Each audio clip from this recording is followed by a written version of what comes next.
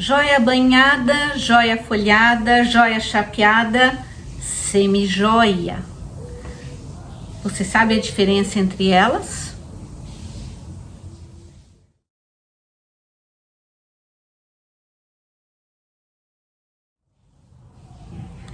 Esses são alguns dos termos utilizados para um segmento bem específico de acessórios, chamados joias também.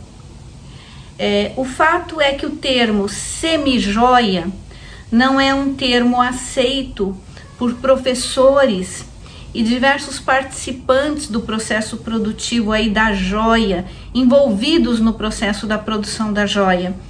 O argumento utilizado é: não existe semi-grávida, então não existe semi-joia, ou é joia ou não é joia. Mas o fato é que o termo semi-joia é uma realidade no Brasil e a gente tem que admitir que ele é utilizado e muito utilizado ainda, tanto por vendedores desse produto quanto por diversos participantes da cadeia produtiva. Então, a gente tem que saber que ele está aí, ele existe, ele é utilizado e talvez demore um bocado de tempo ainda para que se perca o hábito de usar semi-joia, se é que isso vai acontecer. Porque eu entendo essa questão de se questionar o semi-joia, né?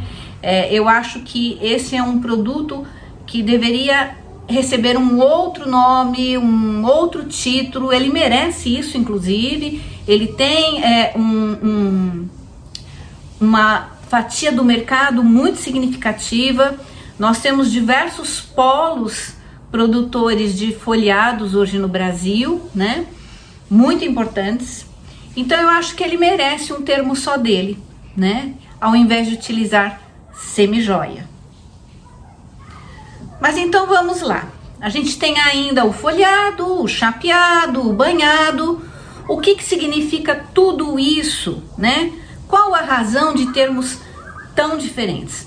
O fato é que a denominação correta seria acabamento de superfície, né?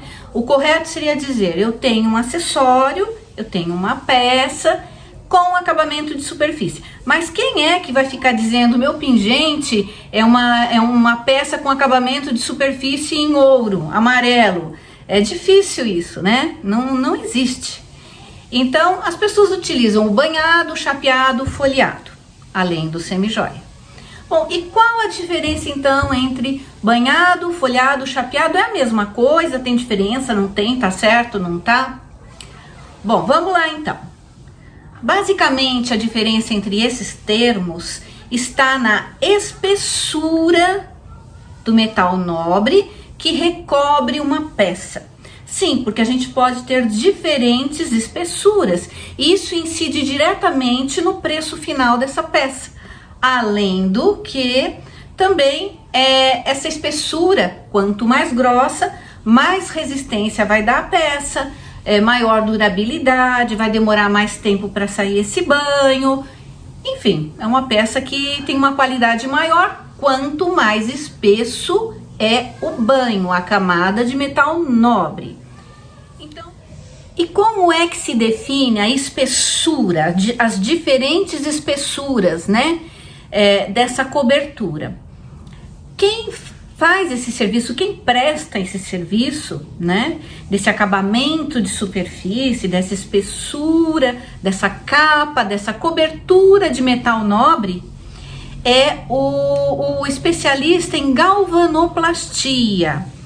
Galvanoplastia é um processo químico que envolve eletrólise e é através dele que são aplicados os metais nobres sobre a superfície de uma peça metálica, seja um anel, um brinco, um pingente e etc.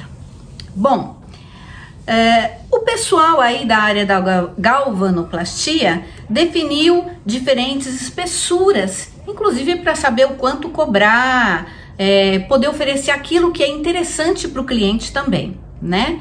Então, normalmente, uma peça chapeada é uma peça que tem uma espessura maior, ela é mais grossa no metal nobre. Depois a gente parte para um folheado.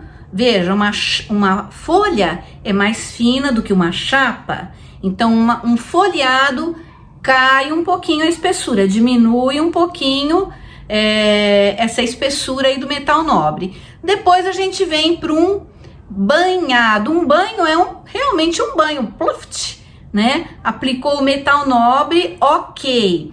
Só que dentro também dos banhos existem ainda algumas diferentes espessuras que vêm sendo desenvolvidas, aplicadas, inventadas com o tempo, de acordo com necessidades, né, dos clientes, das empresas, das indústrias, e inclusive muito influenciado pelo mercado financeiro. À medida em que você precisa baixar custo, muitas vezes o que você faz? Você diminui espessura de metal nobre, né? Os banhos começam a ficar com espessuras menores, e aí começa a ter diferença, aquela coisa do flash, do suspiro e de outros nomes aí que eles acabam inventando. Mas basicamente a diferença está na espessura de cada um, que é alterada como? Como nós alteramos a espessura desse metal nobre na nossa peça? A diferença na espessura é conseguida basicamente com o tempo de exposição dessa peça no processo de eletrólise, que pode acontecer dentro de um tanque de eletrólise, é o mais comum inclusive, né?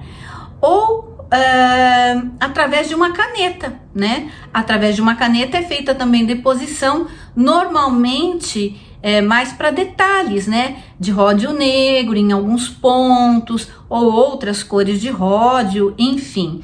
Mas o mais comum é mesmo no tanque de eletrólise, através das gancheiras, onde as peças ficam penduradas, e aí ocorre a deposição do metal nobre sobre a peça de metal não tão nobre.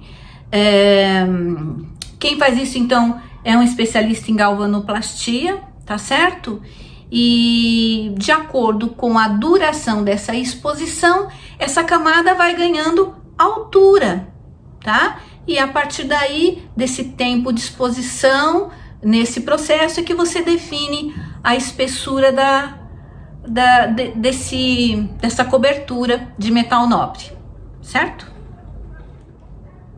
Espero então que tenha dado para esclarecer um pouquinho para quem não sabia muito aí de como isso tudo acontecia, né?